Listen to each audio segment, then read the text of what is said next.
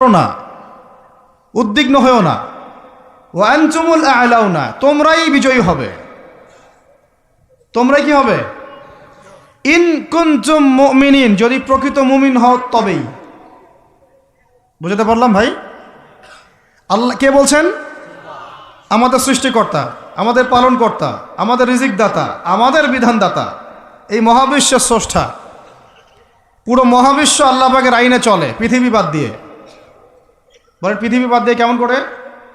দুনিয়াতে মানুষ আল্লাহ পাকের বিধান মানে না, পুরো মহাবিশ্ব মানে। বুঝতে পারতেছি না? এই দুনিয়াতে এই পুরো মহাবিশ্বের কোটি কোটি গ্যালাক্সি, গ্রহ, নক্ষত্র, তারা, এই প্রত্যেকটা জায়গায়, মানে এমনকি একটা গাছের পাতাও আল্লাহ পাকের হুকুম ছাড়া, তাসবিহ ছাড়া চলে না। শুধু মানুষ হতভাগা একটা প্রাণী, যে আল্লাহর জমিনে থেকে, আল্লাহর খেয়ে, আল্লাহর পরে, আল্লাহর বাতাস থেকে শ্বাস নিয়ে, আল্লাহর দেওয়া পানি পান করে, আল্লাহ পাকের দেওয়া অর্থ, সম্পদ, রিজিক, স্ত্রী, সন্তান সব ভোগ করে আল্লাহরই জমিনে আল্লাহ বিরোধী আইন চালু করে দিয়েছে। এই মানুষই একটা হতভাগা প্রাণী আছে। আর মন খারাপ করেন না, আমার কথা রাগ করেন না, এগুলো বাস্তব।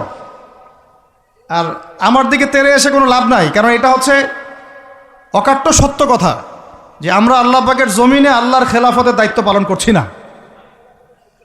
আমরা আল্লাহ পাকের জমিনে আল্লাহর নিয়ামতগুলো ভোগ করে আল্লাহ বিরোধী অপশক্তির স্বার্থ রক্ষা করছে। না হলে বাংলাদেশের মতো জায়গায় কেউ ট্রান্সজেন্ডার চালু করতে পারে? একটা 90% মুসলিমের দেশে কেউ সুদভিত্তিক ব্যাংকিং সিস্টেম চালু করতে পারে? মদের বার চালু করতে পারে? জেনার লাইসেন্স দিতে পারে? পতিতালয় লাইসেন্স প্রাপ্ত হয়?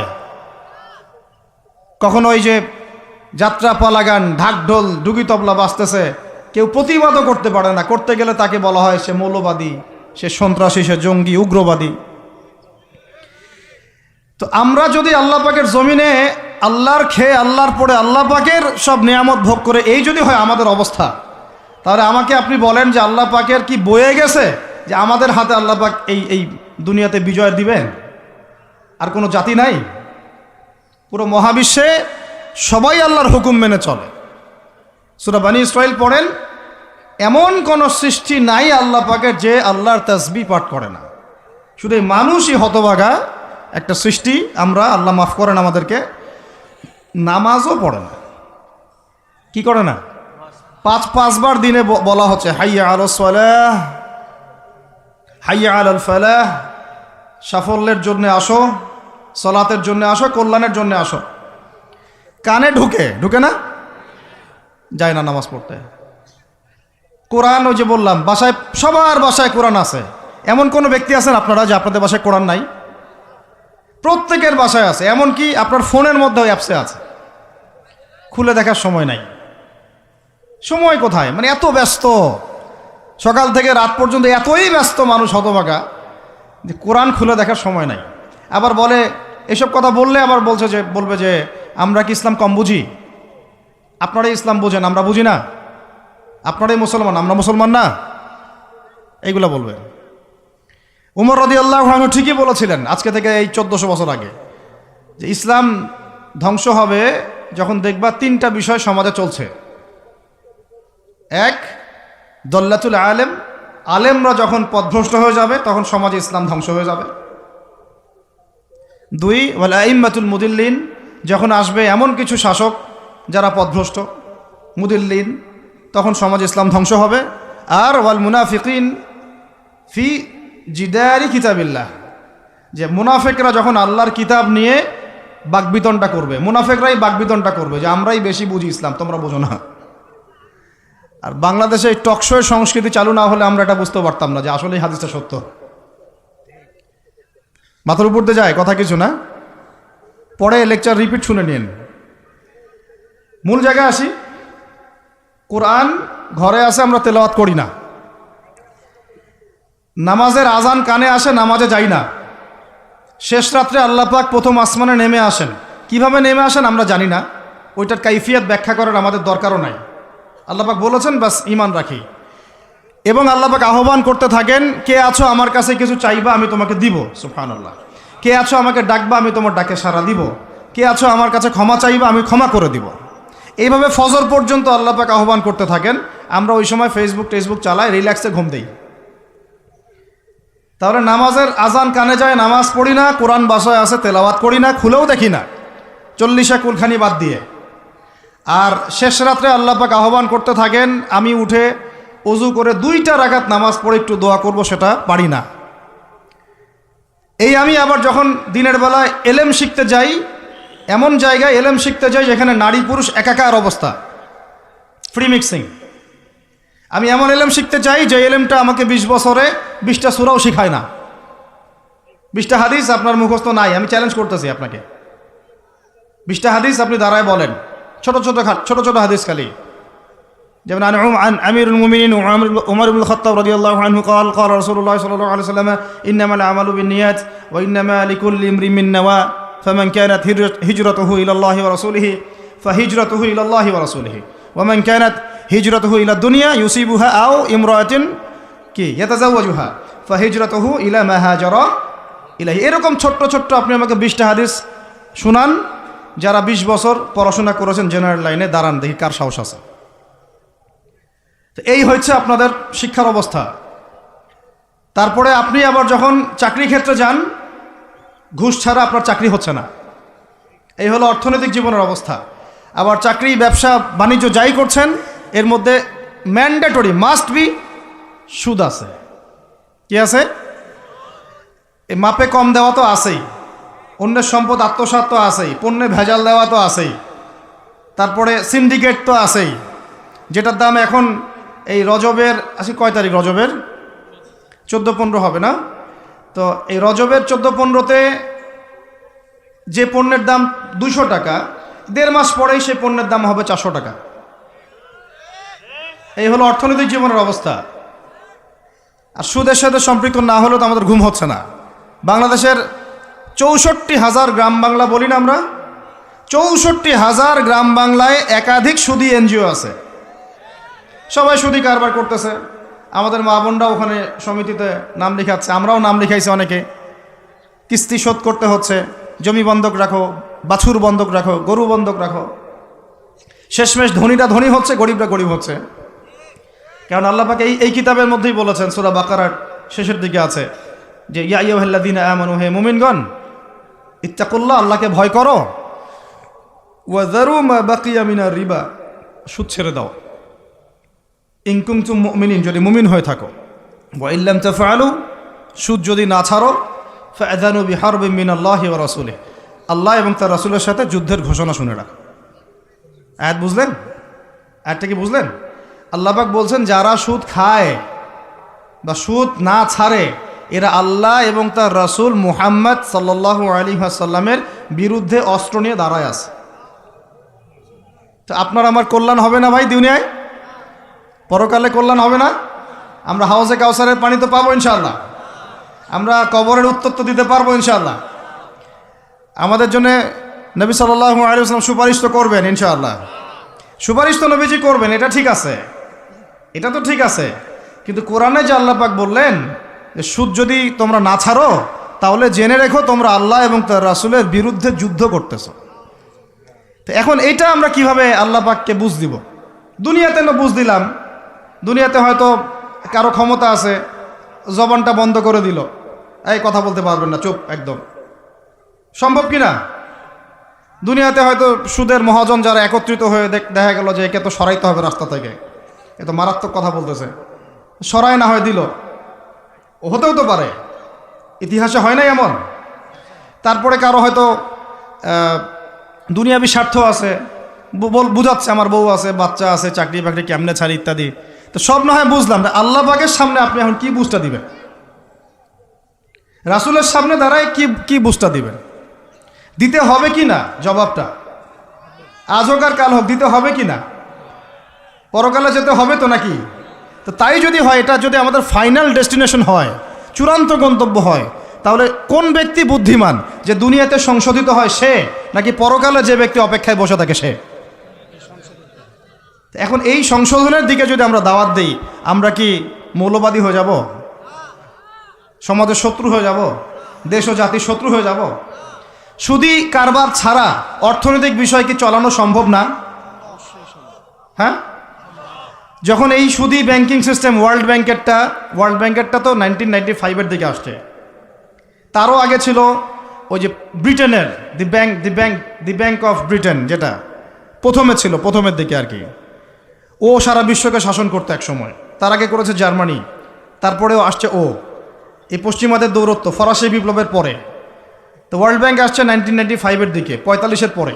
এর আগে মুসলমানরা বিশ্ব শাসন করে নাই? 4 খলিফা করেন নাই? উমাইয়ারা, আব্বাসীয়রা, ফাতেমেরা, মোঘলরা, তুর্কিরা, ওসমানীয়রা, তারা কি বিশ্ব শাসন করে নাই? তো তখন কি সুদ দিয়ে পুরো বিশ্বের অর্থনীতি পরিচালিত হয়েছে? বিকল্প কোনো ব্যবস্থা কি কোরআন এবং হাদিসে নাই? তো যদি সেটা থাকে, আর আমরা যদি এটাকে পাশ কাটায় যাই, গিয়ে পশ্চিমাদের এই অর্থনীতি যদি আমরা গ্রহণ করি, সেভাবে জীবনযাপন করতে থাকি, তো আল্লাহর সামনে কি ভাই আমাদেরকে দাঁড়াতে হবে না? আল্লাহ পাক আমাদের সবাইকে যেন কথাগুলো মন দিয়ে বোঝার তৌফিক দান করেন। এখন যদি পুরো সিস্টেমটা আমরা চেঞ্জ করতে না পারি, ওই ক্ষমতা আমাদের নাই মনে করেন, ব্যক্তি জীবন থেকে সুদ দূর করা যাবে না? আমাকে কি রাষ্ট্র প্রশাসন একদম সুদ না খাইলে অ্যারেস্ট করে নিয়ে যাবে? আমি যদি বলি আমি সুদ খাবো না, সুদভিত্তিক ব্যাংকিং সিস্টেমে আমি ডিলিংস করব না, অ্যাকাউন্ট থাকতে পারে আপনার, কিন্তু আপনি ডিলিংস করতেছেন না, ঠিক আছে? সুদের টাকা যদি আসেও ওটা আপনি ছেড়ে দিচ্ছেন, নিচ্ছেন না, এবং সুদী এনজিও কারবার এগুলোর সাথে আপনি যুক্ত হচ্ছেন না, তো আপনাকে কি অ্যারেস্ট করে নিয়ে যাওয়া হবে জেলখানায়? কেন খাচ্ছিস না বলেন, নিয়ে যাওয়া হবে? এখনও ওই রকম দুঃসাহস দেখানোর মতো লোক বাংলাদেশে আসে নাই যে আপনি সুদ না খাইলে আপনাকে জোর করে ধরে নিয়ে যাবে। আচ্ছা, এরকম কেউ কখনো করবে না তারা এই কাজটা, ইনশাআল্লাহ। আর যদি করে তাহলে তো আল্লাহর গজব নেমে আসবে। তো এখন তাহলে সুদ খাচ্ছে কে? আপনি, আমি, নিজেই। কে খাচ্ছে তাহলে? আমরা নিজেরাই খাচ্ছি। হয় আমি খাচ্ছি, না হলে আপনি খাচ্ছেন, না হলে আপনার স্ত্রী খাচ্ছে, না হলে আপনার বাবা খাচ্ছে। অতএব সুদের মধ্য দিয়ে আমরা আল্লাহ এবং তার রাসূলের সাথে সরাসরি যুদ্ধ করতেছি। বদরের যুদ্ধে কি আবু জেহেলরা পরাজিত হয় নাই? উহুদের যুদ্ধে, খন্দকের যুদ্ধে, মুতা, ইয়ারমুকে, এই শতাব্দীর পর শতাব্দী আল্লাহ এবং তার রাসূলের বিরুদ্ধে যারা দাঁড়াইছে, তারা কি কখনো টিকতে পারছে? আজকে পশ্চিমারা সারা বিশ্বকে এভাবে সুদখোর বানিয়ে দিয়েছে, আর প্রত্যেকটা মুসলিম কান্ট্রি এর খপ্পরে পড়ে গেছে, বের হতে পারতেছে না। বের হওয়ার জন্য শুধু একটা জিনিস দরকার, একটা জিনিস, সেটা হচ্ছে আল্লাহ এবং তার রাসূলের প্রতি পরিপূর্ণ বিশ্বাস, ঈমান। এইটা আমাদের অর্জন হয় নাই, এটাই সত্য কথা। অর্জন যদি হতো তাহলে আমরা বিকল্প চিন্তা করতে পারতাম। যদি আফগানিস্তান আগামী 10 বছর এভাবেই অর্থনীতি চালাতে পারে, এখন তাদের যে অবস্থা, আগামী 10 বছর যদি আর নতুন করে যুদ্ধ বিগ্রহ না হয় এবং তারা যদি এভাবেই আরও 10 বছর তাদের ডাবল কারেন্সির অর্থনীতি চালাতে পারে, সুদহীন, জাকাত ভিত্তিক, ইসলামিক, আমাদের বিশ্বাস আগামী 10 বছরে দেখবেন তারা মার্কিন ডলারের উপরে আধিপত্য বিস্তার করেছে, ইনশাআল্লাহ। ইনশাআল্লাহ। আমি ইকোনমিক্স নিয়ে পড়াশোনা করেছি ভাই, এমনি এমনি কথা বলতেছি না। অনলাইনে যারা আপনাদেরকে এইসব তালগোল মার্কা কথাবার্তা বুঝায়, যে কাগজের টাকা নিয়ে উল্টাপাল্টা কথা বলছে, ইলেকট্রনিক মানি নিয়ে উল্টাপাল্টা কথা বলতেছে, বিটকয়েন, ক্রিপ্টোকারেন্সি নিয়ে কথা বলতেছে উল্টাপাল্টা, ভাই এগুলো আমরা জেনে বুঝে কথা বলতেছি, জেনে বুঝে পড়াশোনা করে, এগুলোর উপর আমরা থিসিস করেছি ইউনিভার্সিটিতে, এগুলোর উপরেই। এমনি এমনি কথা বলতেছি না যে পেপার মানি আপনার পকেটে, আমার পকেটে যেটা আছে আপনার পকেটেও সেটাই আছে, এর ভিতরেও সুদ আছে। ইলেকট্রনিক মানি যেগুলো আমরা ইউজ করতেছি, এগুলোর ভিতরেও সুদ আছে, অল্প হোক আর বেশি হোক। এর সামনে আসবে বিটকয়েন, ওইটার মধ্যে সুদের ভিতর উপর সুদ, তার উপর আসতেছে একটা সিস্টেম যেটা অলরেডি কয়েকটা কান্ট্রিতে অ্যাপ্লাই হয়ে গেছে, চায়নায়, উত্তর কোরিয়া, দক্ষিণ কোরিয়া ইত্যাদি কান্ট্রিতে। এটা হলো ক্যাশলেস সোসাইটি, মানে কোনো ক্যাশই থাকবে না সোসাইটির মধ্যে, ডিজিট থাকবে, খালি ডিজিট। মানে আপনি বলতে পারবেন না যে আমার 1 লক্ষ টাকা আছে, যদি বলি 1 লক্ষ টাকা আছে, টাকাটা আমার হাতে দেন দেখি, আপনি হাতে দিতে পারবেন না, দেওয়ার মতো কিছু নাই। ওইটা আপনার ডিজিটে থাকবে, নাম্বারে, ফিগারে, 1 লাখ, এটা ফিগার। ইতিহাসে এমন কোনো কারেন্সি আসে নাই যেটা ধরাও যায় না, ছোঁয়াও যায় না, পকেটেও রাখা যায় না, এটা আসতেছে সামনে। যারা বুঝে না এগুলা, আমরা আক্রমণাত্মক কথা বলতে চাচ্ছি না, আল্লাহ পাক তাদেরকে হেদায়েত দান করুন। যারা বুঝে না তারা মনে করতে পারে এগুলো হচ্ছে ভবিষ্যৎবাণী, আদতে এইগুলা বর্তমান বিশ্বে চলতেছে, আমাদের সে সম্পর্কে জ্ঞান নাই। আমরা অনেকেই ক্যাশলেস সোসাইটি প্রতিষ্ঠার চেষ্টা করতেছি, এটার মধ্যে যতটুকু কল্যাণ আছে না তার চেয়ে বেশি অকল্যাণ আছে। যখন আমরা একটা জিনিস চালু হয়ে যায় তখন সবাই কিন্তু প্রতিবাদ করি না, যখন চালু হয়ে যায় তারপরে ওরা যখন ইসলাম বিরোধী এজেন্ডা বাস্তবায়ন করে তখন আমাদের টনক নড়ে। এক্সাম্পল দেই একটা, তাহলে বুঝবেন। আজকে ট্রান্সজেন্ডার নিয়ে যারা পেট্রোনাইজ করতেছে, পিছন থেকে ফান্ডিং করতেছে, এটাকে প্রমোট করতেছে, অনলাইন অফলাইন যেখানে ঢুকবেন খালি এগুলোই দেখা যাচ্ছে, এর পিছনে একটা সুদী এনজিওদের হাত আছে। কাদের হাত আছে? তো এখন সারা দেশে যখন এরা কারবার শুরু করেছিল তখন আমরা কিন্তু সবাই মিলে এইভাবে প্রতিবাদ করি নাই। আজকে যখন তারা একটা জিনিসকে প্রতিষ্ঠা করার চেষ্টা করতেছে ওদের স্বার্থে, ইসলামের বিপক্ষে, এখন আমাদের অনেকে টনক নড়তেছে যে আরে এ কি হচ্ছে, আমাদের মুসলমানদের বাচ্চারা এগুলো কি শিখতেছে। সমস্যা হচ্ছে আমরা সমস্যা আসলে শুরুতে বোঝার মতো ওই নূর, বাসিরা, হিকমা আমাদের এখনো পয়দা হয়নি। যেমন শেষে গিয়ে একদম কুলে, কি বলে ওটাকে, মাঝপথে গিয়ে যখন দড়িয়ে যখন নৌকা ডোবা শুরু করে তখন আমাদের হুঁশ ফিরে, আরে কি হচ্ছে এগুলো। তো আল্লাহ পাক আমাদেরকে বিজয় দিবেন এটা প্রতিশ্রুতি দিয়েছেন, যে একটা নিয়ে কথা বলতে গেলে ভিতরে চলে গেছে। আমার সমস্যা এটাই, আলোচনা করতে গেলে একটু বেশি ভিতরে চলে যাই, পরে আর বেরোতে পারি না। আপনারা কি আলোচনা বুঝতে পারতেছেন? আল্লাহ পাক আমাদেরকে প্রতিশ্রুতি দিয়েছেন যে তোমরা দুশ্চিন্তাগ্রস্ত হয়েও না, তোমরা টেনশন করো না, ভয় পেও না, হীনবল হয়েও না, আনতুমুল আ'লাউনা, তোমরাই বিজয়ী হবে এই দুনিয়াতে এবং আখিরাতে, তোমরাই বিজয়ী হবে ইন কুনতুম মুমিনিন, যদি প্রকৃতপক্ষে মুমিন হয়ে থাকো। আমাকে বলেন, যারা আজান শুনেও নামাজে যায় না এরা কি মুমিন? বলেন। আপনি মনে করছেন আমি জুমার নামাজ তো পড়ি, ঈদের নামাজ তো পড়ি। এমনও হতভাগা মানুষ আছে পৃথিবীতে যাদের নামাজ প্রথমবার তারা নামাজ পড়ে জানাজার নামাজ, আছে না ভাই? আল্লাহ পাক আমাদের সবাইকে 5 ওয়াক্ত নামাজি হওয়ার তৌফিক দান করেন, এবং কাজা নামাজ অনেকের আছে, আল্লাহ পাক সেগুলো আদায় করার তৌফিক দান করেন। আপনারা যখন হজ উমরা সফরে যাবেন বেশি বেশি সেখানে নামাজ পড়বেন, কারণ ওখানে 1 রাকাত নামাজ হারাম শরীফে পড়লে 1 লক্ষ রাকাতের নেকি হয়, আর মদিনা মুনাওয়ারায় পড়লে, মানে হারামে পড়লে 1000 নেকি হয়। আর এই দুইটা আমরা খুব ভালো জানি, মিম্বরে আলোচনা হয় খুব, মাশাআল্লাহ, তাই না? তো নসিহত হচ্ছে ওখানে গিয়ে আমরা বেশি বেশি নামাজ পড়বো, নফল নামাজ, ঠিক আছে?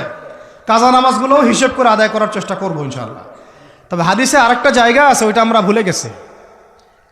আরও একটা মসজিদ আমাদের আছে ভাই, যেখানে 2 রাকাত নামাজ পড়লে জীবনের সব গুনাহ মাফ হয়ে যায়। ওইটা আমাদের পাঠ্যপুস্তকে নাই, আমাদের চেতনায় নাই, আলোচনায় নাই, মিম্বরে নাই, খুতবায় নাই। সেই মসজিদ কোথায়? ওই মসজিদ কি আমাদের না ইহুদিদের? কি মনে হয় আপনাদের? ওই আল-আকসা কি আমাদের না ওদের? ওইখানে 2 রাকাত নামাজ পড়লে, সফর করে 2 রাকাত নামাজ পড়লে জীবনের সব গুনাহ মাফ হয়ে যাবে। ওইখানে আমরা এখন ঢুকতে পারি না। কারো কোনো ফিকির আছে?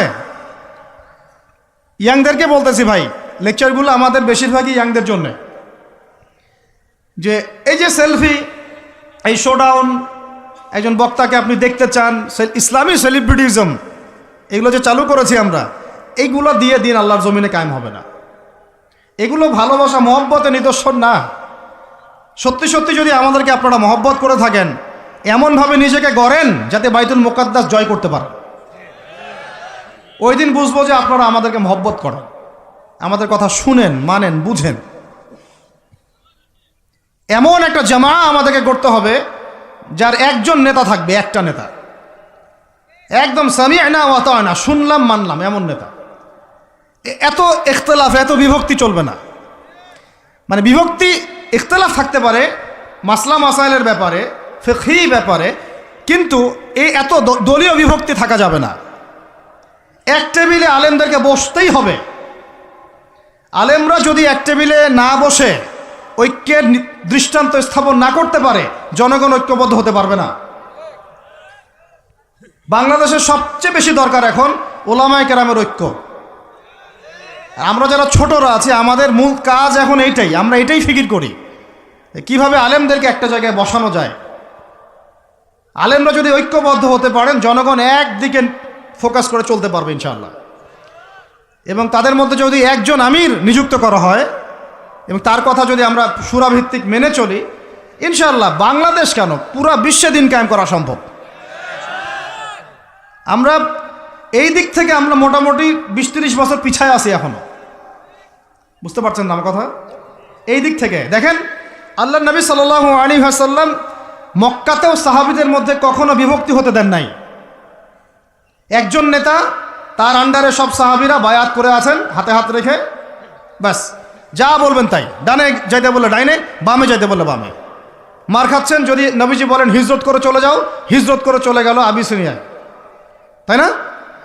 আর যদি নবীজি বলেন সবর করো, সাবরান আলা ইয়াসির ফাইন্নামা ওয়াইদাকুমুল জান্নাহ, সবর করো তোমাদের জন্য জান্নাত, সবর করতেছেন, মার খাচ্ছেন, তাও কোনো কথা বলতেছেন না।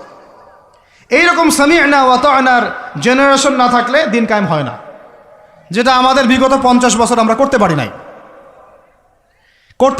এটাই সত্য কথা। এটা করার জন্য সবার আগে আমাদের মনের হিংসা দূর করতে হবে। কি দূর করতে হবে? মনের হিংসা দূর করতে হবে, মনের অহংকার দূর করতে হবে, নিজেকে ছোট মনে করা শিখতে হবে। আমি ছোট মানুষ, বড়রা যে দায়িত্ব দিবেন সেটা পালন করব। আলেম ওলামার সহবতে থাকব, তাদের পরামর্শ চলব, আমাকে যেভাবে গাইড করেন সেভাবে চলব, যখন যে দায়িত্ব আসবে সেটা পালন করব। চিন্তা এরকম না থাকলে আপনি চলতে পারবেন না, বিদ্রোহী হয়ে যাবেন তখন। বেয়াদবি, এই যে প্রথম একটা কথা বলছি, বেয়াদবি। আমরা অনেকেই বড় বড় বরেণ্য আলেমদের সাথে বেয়াদবি করছি, তাদের মানিজ্য হানি করছি। অনলাইনে লাইভে চলে আসলাম, একটা কথা বলে দিলাম, একটা পোস্ট দিয়ে দিলাম, ভাবছি আমি ইসলামের বড় উপকার করে ফেললাম। আদতে আমি বিশৃঙ্খল একটা অবস্থা ছিল, আরও বিশৃঙ্খলতা বাড়ালাম। আমি কাছাকাছি তো আনতেই পারলাম না। কিছু মানুষের কাজ দেখলে মনে হচ্ছে যে তাদের একটাই কাজ। কি একটাই কাজ? অনলাইনে একটা একটা করে আলেম, একটা একটা করে বক্তা, একটা একটা করে দায়ীর নাম ধরে ধরে সমালোচনা করা। এটা করে আপনি দিনের কি উপকারটা করতেছেন?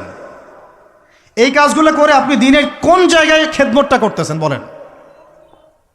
এতে করে মানুষের দিন সম্পর্কে, সেই আলেম সম্পর্কে, সেই বক্তা সম্পর্কে, সেই ওস্তাদ সম্পর্কে, সেই ইসলামী দল সম্পর্কে কি ভালো ধারণা সৃষ্টি হচ্ছে না খারাপ? আমরা যদি প্রশ্ন করি যে আপনি নিজের চেহারাটা একটু আয়নায় দেখেন না, আপনার ভিতরে কি কোনো দোষ নাই? আপনি কি এই উম্মার নেতৃত্ব দেওয়ার যোগ্যতা অর্জন করেছেন? কতগুলো কিতাব পড়েছেন? কি ডিগ্রি অর্জন করেছেন? কতটুকু সার্টিফিকেট অর্জন করেছেন? কতটুকু তাজকিয়া অর্জন করেছেন? কতটুকু আপনি নূর অর্জন করতে পারলেন? কতটুকু বাসিরা আছে আপনার? কয়টা মসজিদ করেছেন? কয়টা মাদ্রাসা করেছেন? কয়টা ইসলামিক সংগঠন করলেন? কয়টা কিতাব লিখলেন? কয়টা লেকচার দিলেন? আপনি নিজে কি করলেন দিনের জন্য? এই চিন্তাটা করা দরকার নাই যে আমি নিজে কি করলাম দিনের জন্য, ও কি করলো, ওর কি খেদমত, ওর কি দোষ, ওর কি ত্রুটি, এইগুলোর চর্চা আমরা ব্যস্ত হয়ে আছি এখন। এই একটা কারণে আমাদের ওলামায়ে কেরামদের মধ্যে ঐক্য হচ্ছে না দুর্ভাগ্যজনকভাবে। কারণ আমরা একটা শ্রেণী আলেমদের ইজ্জত ধোয়ার পিছনে লেগে গেছি আর কি। একজন আলেম না, এটা ভুল করছে ভাই, আলেম মানুষ তো, কেন বেয়াদবি করতে হবে আপনাকে? কেন আপনাকে একটা সেশন করতে হবে? কেন একটা এটা করতে হবে, সেইটা করতে হবে? চুপ করে থাকেন আপনি। পারলে তার সাথে আপনি পার্সোনালি দেখা করেন, তার কাছে যান, তার কথার পিছনের কারণটা খুঁজে বের করার চেষ্টা করেন। ইসলামের খেদমত এগুলো হচ্ছে না, তো ওইদিকে যেতে যাচ্ছি না। একটা রিকোয়েস্ট করবো আপনাদেরকে যে আমরা সবাই একটা দায়িত্ব কাঁধে নেই, যে এই উম্মতকে বিজয়ী করার জন্য আমারও কিছু দায়িত্ব আছে। আপনার দায়িত্ব নেই ভাই? আপনি আয়নার সামনে আজকে রাত্রে দাঁড়ায় অনেস্টলি সততার সাথে দাঁড়াবেন, দাঁড়ায় আপনার চেহারা আয়নায় দেখবেন, দেখে চিন্তা করবেন যে আসলে আমি আজ পর্যন্ত এই উম্মাকে কি দিয়েছি। বলেন তো কি বললাম ভাই? আয়নার সামনে দাঁড়ায় কি বলবেন? আমি আদনান, আমি আব্দুর রহমান, আমি আব্দুর রহিম, আমি অমুক, আমি তমুক, আমি ইসলামকে উম্মাকে, আল্লাহকে, রাসূলকে কি দিয়েছি এই পর্যন্ত। যদি আপনার মনের মধ্যে সততা থাকে, জবাব ওই আয়নার তসবির আপনাকে দিয়ে দিবে। একটা উর্দু শের আছে যে চেহারে তো আকসর ধোকা দেতি হ্যায়, সচ তো আইনা বলতি হ্যায়। মানে চেহারা তো বেশিরভাগ সময় ধোকা দেয় মানুষকে, সত্য কথা বলে আয়নার প্রতিবিম্ব। তো আল্লাহর ওয়াস্তে নিজের আত্মসমালোচনা করি, আমরা উম্মাকে কি দিলাম এটার ফিকির করি। এখন যদি উত্তর আসে যে আমি অনেক দিয়েছি উম্মাকে, আমি একদম কামেল হয়ে গেছি, তাহলে বুঝবেন আপনার মধ্যে ইবলিসের চরিত্র আসছে। ইবলিসই বলতে পারে যে আমি সবার চেয়ে শ্রেষ্ঠ। ওই যে বলে নাই, আনা খায়রুম মিনহু, আমি আদমের চেয়ে শ্রেষ্ঠ। খলাকতানি মিন নার, আমাকে আগুন দিয়ে সৃষ্টি করেছেন। খলাকতাহু মিন তিন, তাকে মাটি দিয়ে সৃষ্টি করেছেন। এই কেবার যদি চলে আসে, বুঝবেন আপনি ধ্বংস হয়ে গেছে। ফেরাউন বলেছিল আনা রব্বুকুমুল আ'লা, আমি তোমাদের মহান রব। নাউযুবিল্লাহ। আর একজন আল্লাহর বান্দা খালি বলবে আল্লাহুম্মা ইজআলনি ফি আইনি সগীরা ওয়াজআলনি ফি আ'য়ুনিন নাসি কাবীরা। আল্লাহ, তুমি আমাকে নিজের চোখে ছোট বানায় দাও আর অন্য মানুষের চোখে আমাকে বড় বানায় দাও। আমিন। তো আত্মসমালোচনা করতে হবে কিনা ভাই? এখন যদি আমার উত্তর আসে যে না, আমি তো আসলে ভাই কিছু করতে পারি নাই, এই টুকটাক কিছু লেকচার দিয়েছি এতটুকুই, এখনও আমি উম্মাকে ঐক্যবদ্ধ করতে পারি নাই, উলামায়ে কেরামকে এক জায়গায় আনতে পারি নাই, আমি এখনও কোনো ইসলামিক বড় কোনো অ্যাসোসিয়েশন ফর্ম করতে পারলাম না, এখন পর্যন্ত আমি 100টা কিতাব লিখতে পারি নাই, এখনও আমি ইফতা দেওয়ার মতো বা মুফতি হওয়ার মতো যোগ্যতা অর্জন করিনি, এখনও আমার কোরআনের কত জ্ঞান শেখা বাকি, কত আলেমের সোহবতের থেকে নূর নেওয়া বাকি, এখনও কত দূর যাওয়া বাকি। এই চিন্তাগুলো যদি মনের মধ্যে আসে, তখন দেখবেন রাতে আপনার ঘুম হারাম হয়ে গেছে। তখন আপনার প্রচেষ্টা চলবে ইনশাল্লাহ কীভাবে এগুলো আপনি অর্জন করতে পারবেন। ওই গুটি কয়েক মানুষকে দিয়ে দিন কায়েম হবে ইনশাল্লাহ। আমার কথায় রাগ করলেন নাকি?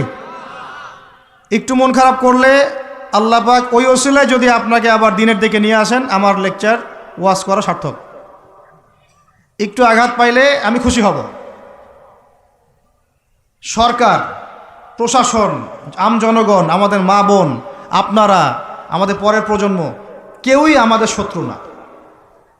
আমাদের শত্রু বরং আমার বা আমাদের চেয়ে ভালো কোনো বন্ধুই নেই আপনাদের। আমার বা আমাদের চেয়ে ভালো কোনো বন্ধু নাই আপনাদের। যারা আছে এদের ব্যাপারে একটা স্টেটমেন্ট বলে দিই আমি, যে তুঝ জैसा दोस्त हो তো দুশ্মন কি কোই জরুরত নেই। ওই রকম বন্ধু যদি থাকে তাহলে দুশ্মনের কোনো দরকার হবে না। এই বিশ্বে যারা পশ্চিমাদেরকে বন্ধু বানাইছে ওদের কোনো দুশ্মনের দরকার নাই।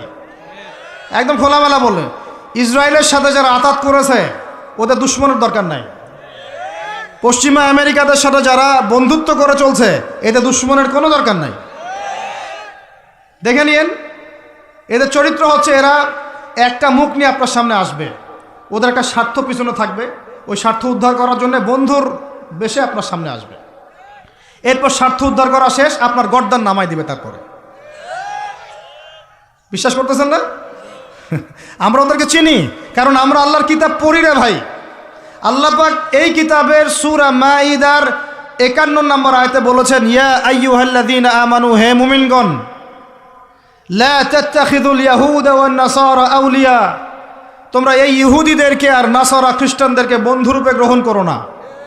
কে বলেছেন ভাই? আমার কিছু বলার আছে এখানে? কোন ইহুদি কোন খ্রিস্টানকে? আল্লাহ পাকে সবার কথা বলছেন? উত্তর না, ওদের মধ্যেও কিছু কিছু ভালো মানুষ আছে, সত্য এটা। কিছু কিছু ভালো মানুষ আছে।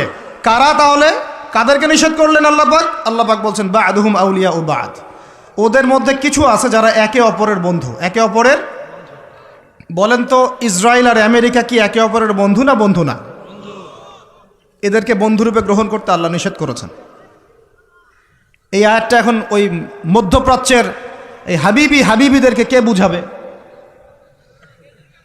কে বুঝাবে? এই জর্ডানের রাজাকে কে বুঝাবে? আমাদের সৌদের কিংকে কে বুঝাবে? লেবাননকে কে বুঝাবে? এই যে গলফ কান্ট্রিদেরকে কে বুঝাবে যে আল্লাহ পাক বলেছেন ইহুদি এবং খ্রিস্টানদের মধ্যে যারা একে অপরের বন্ধু, এদেরকে আমরা বলি জায়নিস্ট। কি বলি? জায়নিস্ট, মানে জায়নবাদী। এরা জায়নিস্ট মুভমেন্ট চালু করেছে সারা ওয়ার্ল্ডে। এদের উদ্দেশ্য হচ্ছে হোলি ল্যান্ডটা দখল করা, মানে ওই নীলনদ থেকে ইউফ্রেটিস পর্যন্ত দখল করে ওইখানে দাজ্জালের শাসন কায়েম করা, এটা ওদের লক্ষ্য। এই একটা লক্ষ্যে ওরা আগাচ্ছে। এদেরকে আল্লাহ পাক বন্ধুরূপে গ্রহণ করতে নিষেধ করেছেন। এই আয়াতটা আপনি ওদেরকে কিভাবে বুঝাবেন? আল্লাহ পাক আরও বলছেন ওয়ামা ইয়াতাওয়াল্লাহুম মিনকুম, আয়াত কিন্তু শেষ হয়নি এখনো। আল্লাহ পাক বলছেন ওয়ামা ইয়াতাওয়াল্লাহুম মিনকুম, তোমাদের মধ্যে হে মুমিনরা কেউ যদি ওদের দিকে মুখ ফিরাও, মানে ওদেরকে অ্যালায়েন্স রূপে গ্রহণ করো, ফাইন্নাহু মিনহুম, তুমি তখন তাদের অন্তর্ভুক্ত হয়ে যাবে। নাউযুবিল্লাহ। তার মানে কি তারা কাফের হয়ে যাবে? আমরা কি তাহলে এদের সবাইকে কাফের বলছি, তাকফির করছি? উত্তর না। যারা বলে আমরা এদেরকে তাকফির করেছি, এরা ডাহা মিথ্যাবাদী। এরা হচ্ছে ডাহা মিথ্যাবাদী। আমরা এ ধরনের মধ্যপ্রাচ্যের শাসকদেরকে তাকফির করি নাই, আগেও করিনি, এখনও করি না, ভবিষ্যতেও ইনশাল্লাহ করব না। আল্লাহ পাক কি বলছেন তাহলে? আল্লাহ পাক আয়াতের শেষে উত্তর দিচ্ছেন ওয়ামা ইয়াতাওয়াল্লাহুম মিনকুম ফাইন্নাহু মিনহুম, তোমাদের মধ্যে কেউ যদি ইহুদি নাসারাদের সাথে, জায়নিস্টদের সাথে জোট গঠন করো, ওদেরকে বন্ধুরূপে গ্রহণ করো, তাহলে তোমরা তাদের অন্তর্ভুক্ত হয়ে যাবে, আমাদের কেউ থাকবে না। এর মানে তারা কি হবে? ইন্নাল্লাহা লা ইয়াহদিল কওমাজ জালিমিন, আল্লাহ পাক এই জালেমদেরকে হেদায়েত দেন না, তার মানে তারা হবে জালেম। কি হবে? আল্লাহ পাক শব্দ ইউজ করেছেন কি? জালেম। অতএব যদি কেউ জায়নিস্টদেরকে মিত্ররূপে, বন্ধুরূপে গ্রহণ করে, সে ব্যক্তি হোক, সমাজ হোক, সরকার হোক, রাষ্ট্র হোক, সে জালেম হয়ে যাবে। কি হবে ভাই? সে কি কাফের হবে? উত্তর না। কাফের হবে, কি হয়ে যাবে? জালেম। ইন্নাল্লাহা লা ইয়াহদিল কওমাজ জালিমিন, আল্লাহ পাক জালেমদেরকে হেদায়েত দেন না। এই জন্যই তো মদের বার ওপেন করতেছেন, এখন কনসার্ট করতেছেন, হ্যালোইন করতেছেন, এইটা করতেছেন, ওইটা করতেছেন। কেন? আল্লাহ পাক নারাজ হয়েছেন। আল্লাহ পাক কি হয়েছেন? নারাজ হয়েছেন আল্লাহ পাক। এখান থেকে ফিরে না আসলে আল্লাহ পাক ধরবেন। তো এখান থেকে আপনি বুঝতে পারছেন যে পুরো বৈশ্বিক প্রেক্ষাপটে আমাদের অবস্থাটা কি। আরও একটা আয়াত আছে, এটা সূরা বাকারায়, এটা আরও মারাত্মক। এটা আল্লাহ পাক তার নবীকে বলছেন যে ওয়ালান তারদা, ভালো করে শোনেন যুবকরা, আল্লাহ পাক বলছেন ওয়ালান তারদা। আপনারা হয়তো অনেকে গ্রামার জানেন না, যারা মাদ্রাসা ব্যাকগ্রাউন্ডে তারা জানে, বুঝবেন। এখানে এমন একটা কথা বলা হচ্ছে যে কখনোই তারা সন্তুষ্ট হবে না। ওয়ালান তারদা আনকাল ইয়াহুদা, নাকি ইয়াহুদ, কি ওয়ালান তারদা আনকাল, ওয়ালান তারদা আনকাল ইয়াহুদ ওয়ালান নাসারা হাত্তা তাত্তাবিআ মিল্লাতাহুম। কি কঠিন কথা, কি স্পষ্ট কথা। আমরা কি আল্লাহ পাককে তাফসির শিখাইতে যাব? আমরা কি আল্লাহ পাককে তাউইল শিখাইতে যাব? আমরা কি আল্লাহকে ব্যাখ্যা শিখাইতে যাব? আল্লাহর কালামের স্পষ্ট কথার কোনো ব্যাখ্যার দরকার নাই। এটা তো আয়াতুল মুহকামাত, এটা তো মুতাশাবিহাত আয়াত নয়। আল্লাহ পাক বলছেন ওয়ালান তারদা, কোশ্চিন কালেও সন্তুষ্ট হবে না, আনকা, হে নবী, তোমার উপরে। কারা সন্তুষ্ট হবে না? আল ইয়াহুদ ওয়ালান নাসারা, ইহুদি এবং নাসারা, এরা কোশ্চিন কালেও তোমার উপরে হে নবী সন্তুষ্ট হবে না। হাত্তা তাত্তাবিআ মিল্লাতাহুম, যতক্ষণ না তুমি ওদের মিল্লাত, ওদের ধর্ম গ্রহণ করছো। আর কিছু বলতে হবে ভাই? হ্যাঁ, আপনি যদি এখন ওদের শিক্ষা, ওদের সংস্কৃতি, ওদের রাজনীতি, ওদের বিশ্ব রাজনীতি, ওদের কূটনীতি, ওদের মানে যা যা আছে, ওদের যা কিছু আছে, দর্শন, এগুলোর সামনে আত্মসমর্পণ করেন, বলেন হ্যাঁ এগুলো খুব ভালো, আমরা এগুলো মেনে নিচ্ছি, হ্যাঁ তোমরা আমার দোস্ত বন্ধু, ওরা আপনার কোনো ক্ষতি করবে না, কোনো ক্ষতি করবে না। কিন্তু যদি আপনি এগুলোর বিরুদ্ধে দাঁড়ান, না তোমাদের এইসব গডলেস, উল্টাপাল্টা, আল্লাহ বিরোধী শিক্ষা এগুলো চলবে না, তোমাদের সুদভিত্তিক অর্থনীতি চলবে না, তোমাদের এই আল্লাহ বিরোধী এই যে জিও পলিটিক্স চলবে না, তোমাদের এই মুসলিমদের উপর অত্যাচার নিধন এগুলো চলবে না, তোমাদের এইসব জুলুম নির্যাতন চলবে না, এইগুলো কথা যদি আপনি বলে ওদের বিরুদ্ধে দাঁড়ান, কথা দিয়ে দাঁড়ান, কলম দিয়ে দাঁড়ান, অ্যাসোসিয়েশন দিয়ে দাঁড়ান, বা একটা জাতিগতভাবে প্রতিবাদ করেন, বা আপনি ওদের জুলুমের বিরুদ্ধে দাঁড়িয়ে যান, বলেন যে না আমরা ফিলিস্তিনিদের পাশে আছি, প্রয়োজনে আমরা ওদের পক্ষে যুদ্ধ করব, এই ধরনের কোনো কথা যদি আপনার মুখ দিয়ে বেরিয়ে যায়, মুখ ফসকেও যদি বেরিয়ে যায়, দেখবেন ওরা পুরো শক্তি নিয়ে আপনার বিরুদ্ধে ঝাঁপায় পড়ছে। বুঝতে পারেন নাই মনে? আর কেমনে বললে বুঝবেন আমার জানা নাই। এর চেয়ে আর খোলামেলা কোনো কথা বলা সম্ভব না। এই হলো কোরআনের কথা। আরও আছে, আরও বলি একটা। নিতে পারবেন তো? এই আয়াতটা নিতে পারবেন তো? আল্লাহ নেওয়ার তৌফিক দান করেন। কোরআনের কিছু আয়াত আছে সবাই নিতে পারে না। কোন কোন আয়াত আছে শুনলে মানুষ মনে করে যে কোরআন তো আমার জন্যই নাজিল হয়েছে, আর কোন কোন আয়াত আছে শুনলে মানুষ মনে করে এই আয়াতটা নাজিল করার কি দরকার ছিল। নাউজুবিল্লাহ। এখন এই যুগ চলতেছে, সব মানতে রাজি। কিসের পর্দা? পর্দার কি দরকার? সব মানি কোরআনের। জাকাত ভিত্তিক, কিসের জাকাত? জাকাত দেওয়ার কি দরকার? সব মানি। চোরের আবার হাত কাটতে হবে কেন? মানবতা বিরোধী কাজ। সব মানি কোরআনের। ব্যভিচার করলে রজম কেন করতে হবে? এটা তো বর্বর মধ্যযুগীয় আইন। কথা বুঝতে পারেন না? কোরআনের সবাই সবাই নিতে পারে পারে না। কোরআনে 400 থেকে 450 জায়গায় আছে যে আল্লাহ রাব্বুল আলামিনের দিন প্রতিষ্ঠার জন্যে তোমরা দাওয়াতের পাশাপাশি জিহাদ করো। কি করো? ওই শব্দ নিতেই পারে না মানুষ। শুনলেই যারা ইসলামের বিরুদ্ধে আছে, সরাসরি বিরুদ্ধে আছে, ওরা তো এমনি নিতে পারেই না, এটা আলাদা বিষয়। যারা দাড়ি টুপিওয়ালা কালিমা পড়া কিছু মুসলমান আছে, মুনাফেক নামধারী মুসলমান, এরাও নিতে পারে না। দেখেন নাই কি অবস্থাটা হইলো অক্টোবর মাসে, এই যে প্যালেস্টাইন ইস্যু নিয়ে এই প্রকাশ্য একটা জিহাদ চলতেছে ইহুদিদের সাথে, একদম স্পষ্ট। সবাই চিনতেছে কারা হকপন্থী কারা বাতিলপন্থী। একটা মানুষ যে নামাজ পড়ে না সেও চিনতে পারতেছে যে হ্যাঁ এরা জালেম, এরা মাজলুম, তাই না? প্রশাসনের 98% ভাই এটাই বিশ্বাস করে যে ইসরায়েল জালেম, এই ফিলিস্তিনের ভাইরা মাজলুম। অনেক ভাইয়ের সাথে আমাদের দেখা হয়, কথা হয়, চা খাই। আল্লাহ পাক তো একটা জায়গা দিয়েছেন আলহামদুলিল্লাহ মহব্বতের। তারা বলে যে হুজুর, যদি সত্যি আমাদের সুযোগ থাকতো বা আমাদেরকে যদি আল্লাহ পাক সুযোগ দিতেন বা ওইরকম কোনো নেতা আমাদের থাকতো, আমরা সবার আগে গিয়ে ওখানে যুদ্ধ করতাম। তা আমাদের দেশের প্রশাসনের লোকজন বলেছে। কথা বুঝতে পারতেছেন? কিন্তু মুসলমান নামধারী, আলেম নামধারী কিছু দাড়ি টুপিওয়ালা বুঝতে পারলো না যে ওই ভাইরা মাজলুম আর এরা জালেম। এরকম চলমান তাজা একটা জাজল্যমান ইস্যুতেও ঘুরিয়ে ফিরিয়ে ইনিয়ে বিনিয়ে ইসরায়েলের পক্ষ নেওয়া শুরু করলো।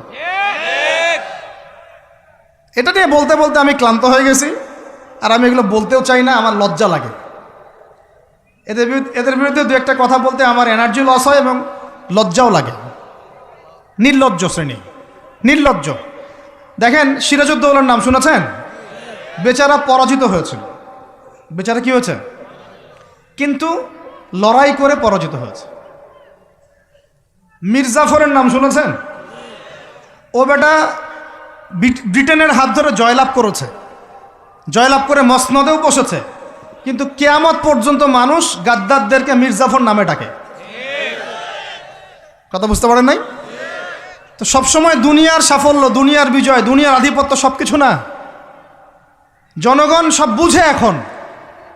বাংলাদেশের ইয়াং জেনারেশন স্পেশালি, তারা অনেক পড়াশোনা করে এখন, বুঝে, আলেমদের সাথে থাকে। হক বাতিল এভাবে আপনি আলাদা করতে পারবেন না। হককে বাতিল, বাতিলকে হক বানাইতে পারবেন না।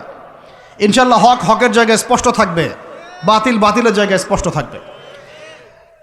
এই সময়গুলোতে মানুষ বলেছে যে যে ভাইরা শিশু হত্যার প্রতিবাদ করতেছে, বোনদের ইজ্জত নিধনের প্রতিবাদ করতেছে, বোম্বিংয়ের প্রতিবাদ করতেছে, এদের আকীদা ঠিক নাই, এদের মানহাজ ঠিক নাই, এরা সঠিক মুসলমান না।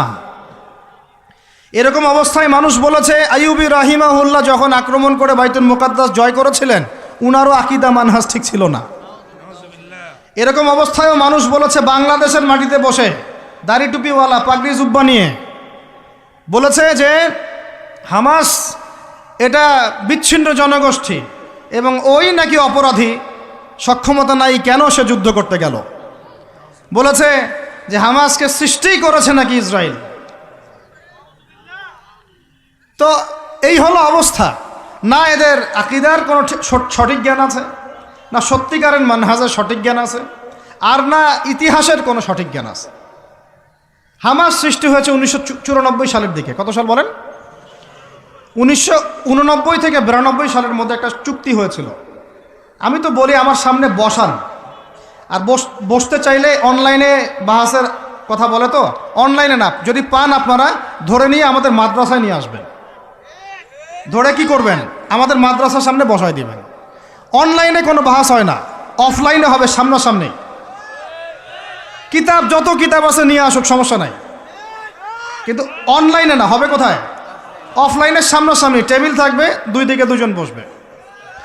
প্রয়োজনে প্রশাসন থাকবে, প্রয়োজনে আমাদের আরও বড় বড় ওলামায়ে কেরামরা থাকবেন, তারা এখানে এটাকে জাজ করবেন। এই যে কথাটা বললো, হামাসকে সৃষ্টি করেছে কি? ইসরায়েল। আমি শুধু অর্থনীতি নিয়ে পড়ি নাই, আমরা 6টা সাবজেক্ট নিয়ে পড়ছিলাম ইউনিভার্সিটিতে। আমাদের ফ্যাকাল্টির মধ্যে 6টা সাবজেক্ট মেইন ছিল, মেজর। একটা হলো ফিলোসফি, একটা হলো ইংরেজি, একটা অর্থনীতি, একটা এই গ্লোবাল অ্যাফেয়ার্স মানে জিওপলিটিক্স, যেটাকে আমরা জিওপলিটিক্স বলি, আর একটা হচ্ছে হিস্ট্রি, আর একটা হচ্ছে পশ্চিমা দর্শন। যে পশ্চিমা দর্শনের এতগুলো কথা আমরা বলি, এমনি এমনি বলি না, আমরা জানি ওদের দর্শনের মধ্যে কোথায় কুফর আছে, কোথায় শিরক আছে। এখন ইতিহাস আপনাকে ছোট্ট করে বলতেছি, 1989 সালে একটা চুক্তি হয়েছে ফিলিস্তিনের সাথে। এই চুক্তিটার নাম 89 থেকে 92 এর মধ্যে, এই চুক্তিটার নাম হচ্ছে অসলো শান্তি চুক্তি। বলেন কি বললাম? এই চুক্তিটা সাধারণ ফিলিস্তিনি যারা তাদের ভূমি ফেরত চায়, যারা ইসরায়েলের পতন চায়, যারা এই জুলুমের বিরুদ্ধে দাঁড়িয়ে আছে, ওরা মেনে নেয় নাই। তো যারা মেনে নেয় নাই, পরবর্তীতে তারা এই হামাস নামক সংগঠনটা তৈরি করেছে। এটা সশস্ত্র অবস্থান, ওদের দুইটা অংশ আছে, একটা আল কাসাম ব্রিগেড, আর একটা হচ্ছে দাওয়ার জন্য। কিছু মানুষ দাওয়াতের মেহনতে থাকে, কিছু মানুষ সশস্ত্র যুদ্ধ করে। এটা উড়ে এসে জুড়ে বসে নাই, এরা বিগত প্রায় 75 বছর থেকে ধাক্কা সহ্য করতে করতে করতে করতে আজকে বাধ্য এই জায়গায় আসছে। একটা কিতাব বাজারে আসবে ইনশাল্লাহ, আপনারা দোয়া করেন যেন কিতাবটাকে মানে সবচেয়ে সেরাভাবে যেন আল্লাহ পাক আনার তৌফিক দান করেন। এর নাম হচ্ছে হুরমাতুল আকসা। কি নাম? আল্লাহ পাক যেন তৌফিক দান করেন, আমিন। একদম বিগত 5000 বছরের ইতিহাস আপনাকে দিয়ে দিব ইনশাল্লাহ। কত বছর? 5000 বছর পুরাতন ঘটনা আল আকসা। কত বছর ভাই? 5000 বছর। ওইটাই ইব্রাহিম আলাইহিস সালামের হিজরতের জায়গা। ওখান থেকে ইয়াকুব আলাইহিস সালামের ছেলেরা মিশরে আসছে, ওইখান থেকে মুসা আলাইহিস সালামের যুগে তারা আবার গিয়েছে আল আকসা দখল করতে। ওইখানে আমালেকা সম্প্রদায়ের সাথে জিহাদ হয়েছে। তালুতের বাহিনীর মধ্যে দাউদ ছিলেন, তিনি জালুতকে পরাজিত করে ওইখানে ইসলামী খেলাফত কায়েম করেছিলেন 40 বছর। তারপরে আসছে সুলাইমান আলাইহিস সালামের 40 বছর। তারপরে ওদেরকে নেবুজাত নেজার বের করে দিয়েছে। তারপরে ঈসা আলাইহিস সালাম আসছেন, ঈসা আলাইহিস সালামকে তারা মানে নাই। আল্লাহ পাক আবার নির্যাতন মানে শাস্তি দিয়েছেন টাইটাসের হাতে, রোমান সেনাপতি টাইটাসের হাতে। তারপরে এরা মদিনায় গিয়ে আকরাগারে, বনু কুরাইজা, বনু কাইনুকা, বনু নাজিরে, খায়বারে, এদেরকে আল্লাহ নবী যুদ্ধ করে বের করে দেন। পরে এই 1250 বছর ইসলামী খেলাফতে ওরা জীবনেও বাইতুল মুকাদ্দাসে ঢুকতে পারে নাই। এই 1914 সালে এসে ঢুকছে। কত সালে? 5000 বছরের ইতিহাস তো ভাই আমি 5 মিনিটে বলতে পারবো না, সংক্ষিপ্ত করে বুঝালাম যে 1250 বছর তারা বাইতুল মুকাদ্দাসের আশপাশেও ঘেঁষতে পারে নাই। এই ব্রিটিশদের সহযোগিতা নিয়ে ঢুকেছে 1914 থেকে 18-র মধ্যে, প্রথম বিশ্বযুদ্ধ চলাকালীন, যখন ওসমানীয়রা ব্রিটিশদের বিরুদ্ধে ছিল। ওসমানীয়দেরকে পরাজিত করে ওরা এই জায়গাটা দখল করেছে। করার পরে ওই জায়গায় কিন্তু দেখেন জায়গা দখল করে ব্রিটেন ওখানে থাকে নাই, ওই ইহুদিদেরকে জায়গা দিয়ে দিয়েছে। রহস্যজনক না? এত যুদ্ধ করে সে জায়গাটা লিবারেট করলো, করে নিজে থাকে নাই, ইহুদিদেরকে থাকতে দিল।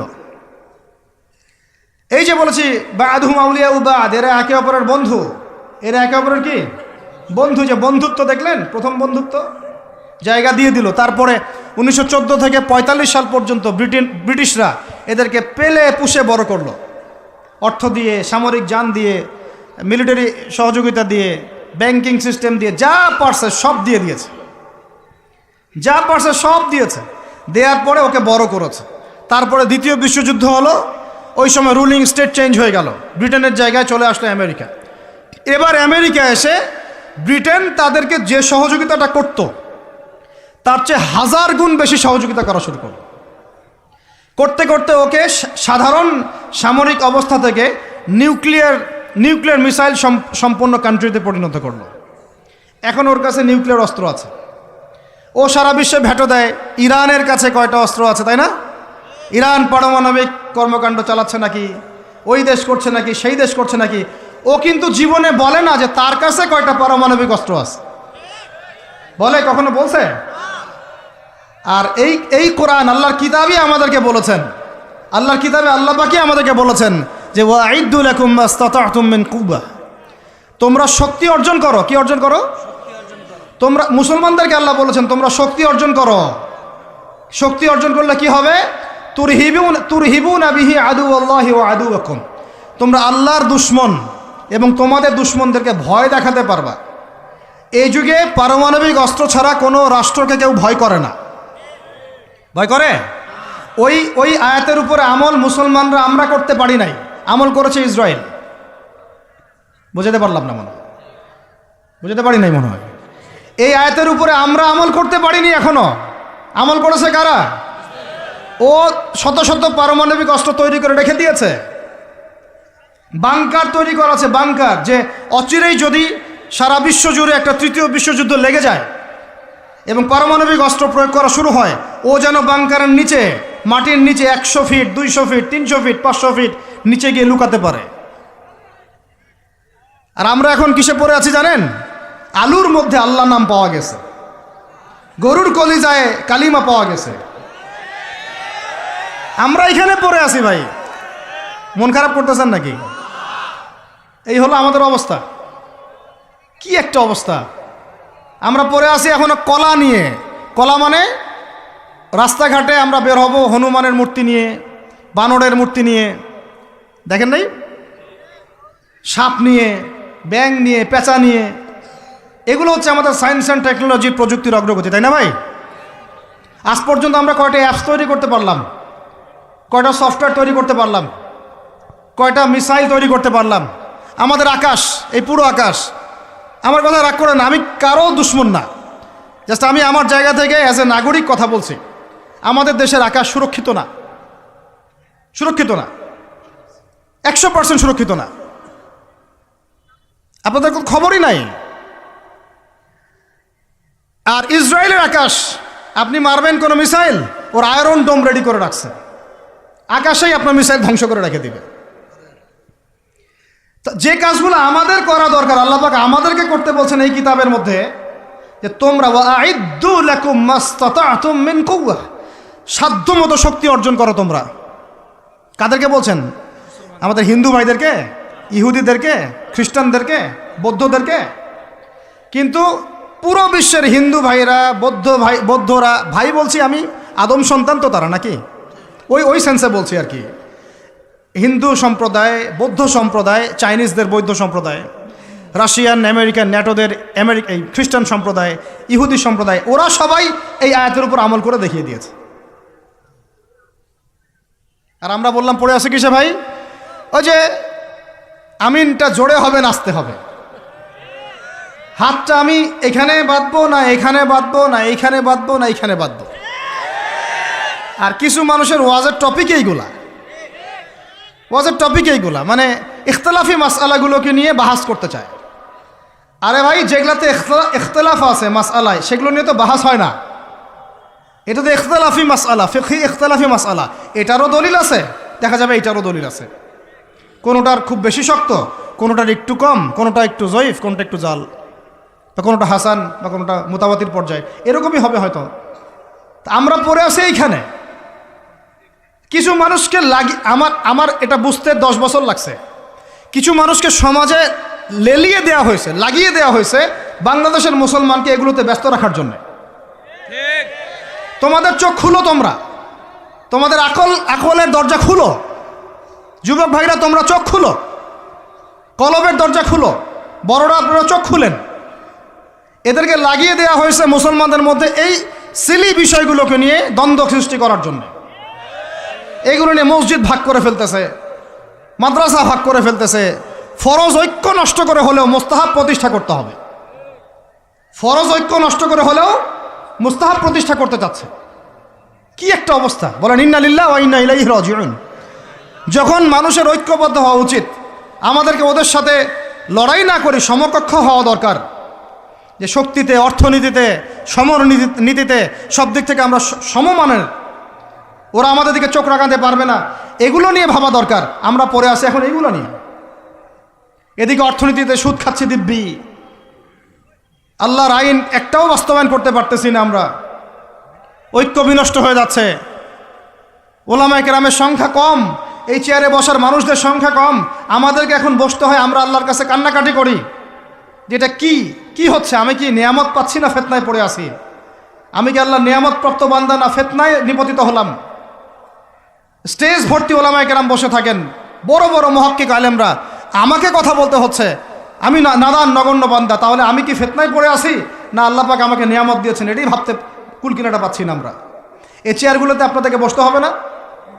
শুধু কি আলেম ওলামারাই দায়িত্ব পালন করবেন? আপনাদেরকে পড়াশোনা করতে হবে না?